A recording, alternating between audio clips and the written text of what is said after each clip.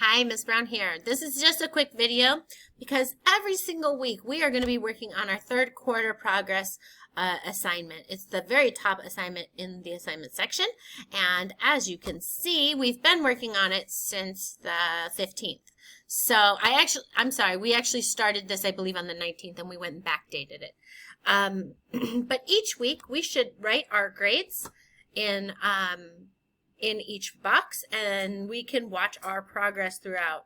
So let's talk about exactly how this is done. This should be on autopilot because we are on the third time doing it. So this should be super easy, but just in case we need a little refresher, I'm making this video for us. So what do? I first go to student view, and then I look at my grades in student view.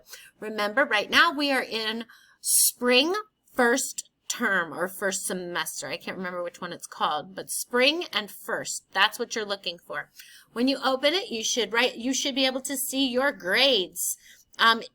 Most of your teachers input grades every single weekend, so every week your grades should change a little bit, or maybe you're maintaining amazing grades and they don't change, but assignments have been added every single weekend. So what you're going to do is you are going to write your grades in. I can't write because this is the master. I'll write one. Let's just say I have an A, a B, a C. Oh, sorry. I don't know what that was. A C, a D, and let's say I have an F. And I'm doing this because, just as a reminder in this video, an A is 4 points. A B is 3 points. A C is 2 points. A D is 1 point, and you get 0 points for an F. Now, let's not forget to find our GPA. We add up our points and divide by the number of classes we have. So just so you know, you have 8 classes. However, I know one of the classes we don't have grades yet. So if you only have 7 grades, you'll divide by 7. If you have 8 grades, you'll divide by 8. And so that's how it works. So this should look like this.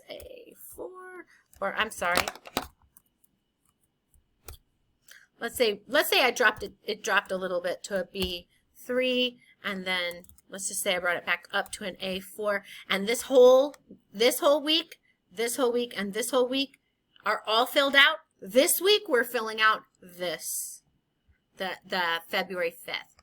So I hope this helps, and it's a super fast video to help you, but just in case you need to know what the values are for the grades and how to calculate GPA. And you will be getting a grade on this every single week, all quarter until the 12th. And your grade, because I can't grade the exact same assignment over and over again, your grade will be located in the comment section of this particular assignment.